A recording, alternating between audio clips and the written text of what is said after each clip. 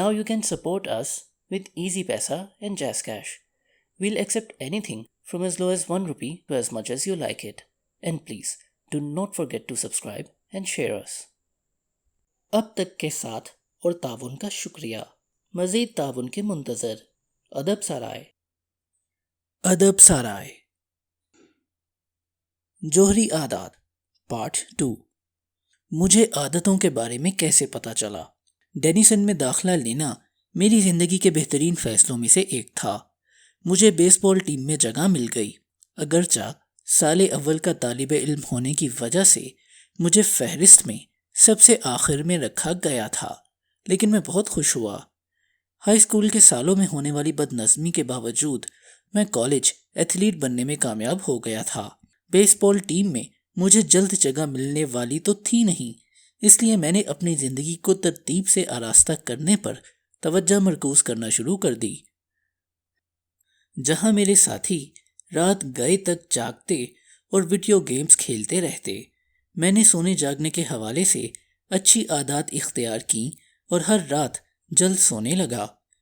College के hostel की बेतरतीब दुनिया में मैंने अपने कमरे को साफ सुथरा और बातरतीब रखना अपना मकसद बना लिया. ये छोटी छोटी इस्लाहात थीं, मगर इनसे मुझे ये एहसास मिला कि अपनी ज़िंदगी पर अब भी मेरा कंट्रोल है.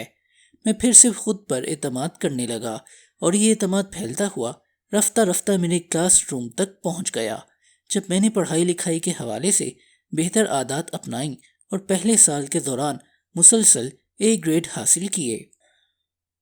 आदत एक मामूल या रवैया होता है जिस पर हम बाकायदगी से और बहुत सी सूरतों में खुदकार अंदाज में कारबंद होते हैं.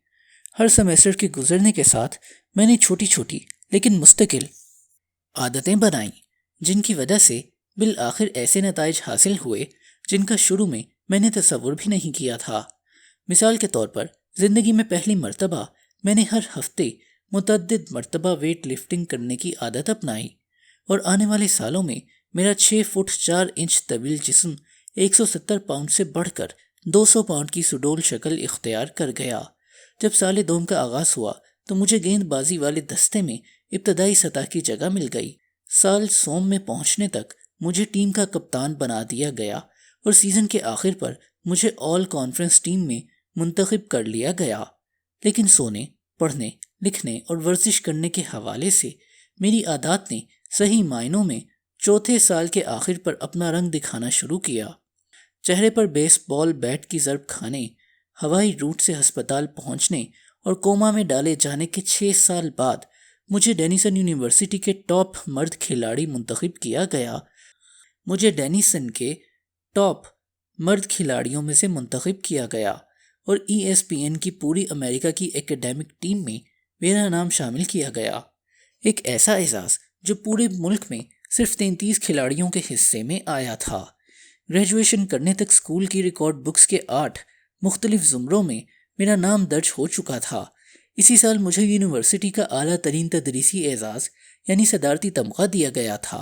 मुझे उम्मीद है कि अगर ये शेखी मालूम हो तो आप मुझे माफ़ कर देंगे. सच्ची बात है कि मेरी खेल के कैरियर में कोई गैर मामूली या तारीख़ी बात ना थी. मैं कभी भी पेशावर खिलाड़ी नहीं बन सका. ताहम जब पलट कर इन सालों पर निगाह डालता हूँ तो यकीन हो जाता है कि जो कुछ मैंने कर दिखाया वो कुछ कम गैर मामूली नहीं था. मैंने अपनी सलाहियतों का भरपूर मुजाहिरा किया और मुझे यकीन है कि इस किताब में दिए गए अफकार आपको भी अपनी सलाहियतों का भरपूर मुजाहिरा करने के काबिल बना सकते हैं. ज़िंदगी में हम सबको चैलेंजेस दरपेश होते हैं. ये चोट मेरे लिए एक चैलेंज थी और इस तजर्बे ने मुझे एक अहम सबक से रोशनास किया. जो तब्दीलियाँ शुरू में छोटी छोटी और गैर अहम मालूम होती हैं, अगर आप सालों तक इन पर कारबंद रहने का हौसला कर सकें तो मिलजुल कर गैर मामूली नताइज फराहम कर देंगी.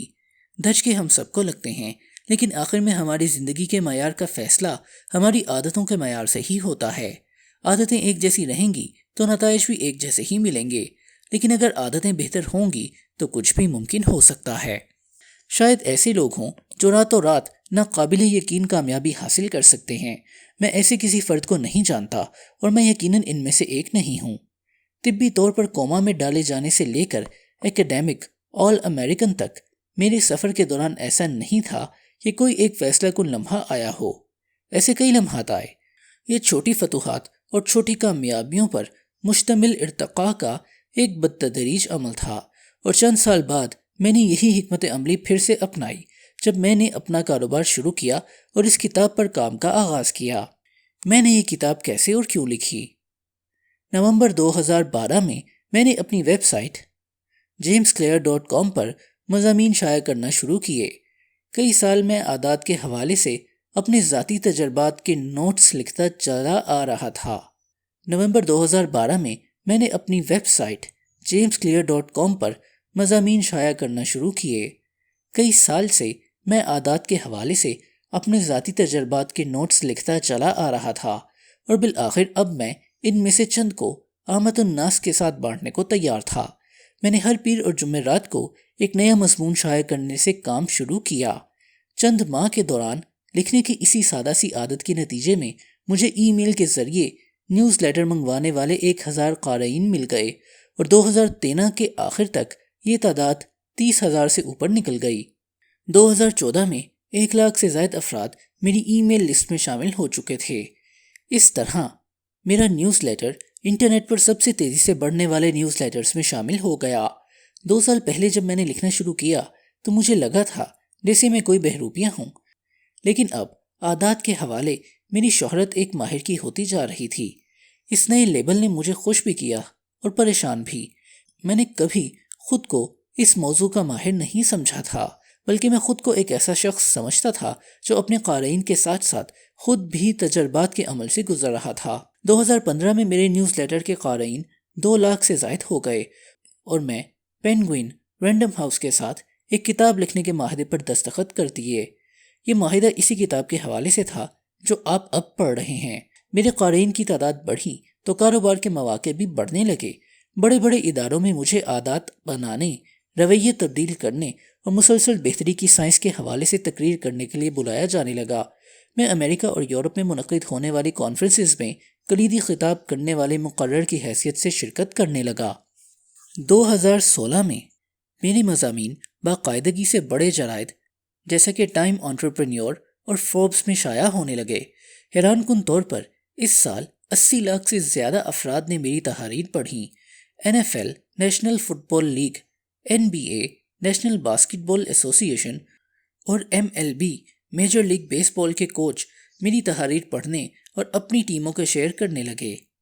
2017 کے آغاز پر میں نے عادات کی اکیڈمی ہیبٹس اکیڈمی کا آغاز کر دیا، جو کہ ذاتی زندگی اور پیشہ ورانہ زندگی میں اچھی عادات اختیار کرنے میں دلچسپی لینے والے اداروں اور افراد کے لیے تربیت کا اولین پلیٹ فارم بن گیا۔ فارچون 500 میں شامل کمپنیوں اور ترقی پذیر نئے اداروں نے اپنے لیڈرز کو یہاں داخلہ دلانے اور عملے کی تربیت کروانے کا آغاز کر دیا۔ کل ملا کے 10,000 سے زائد لیڈرز، مینیجرز، کوچز اور ٹیچرز اس سے اکیڈمی سے فارغ التحصیل ہو چکے ہیں، اور اس کے ساتھ کام کر کے مجھے اس بارے میں بہت کچھ پتہ چلا ہے کہ حقیقی دنیا میں ان عادات کو کارآمد بنانے کے لیے کیا کچھ درکار ہوتا ہے۔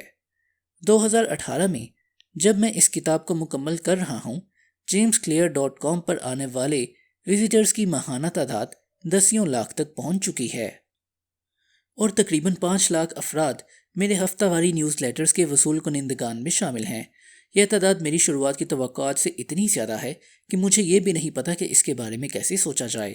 یہ کتاب آپ کو کیسے فائدہ دے گی؟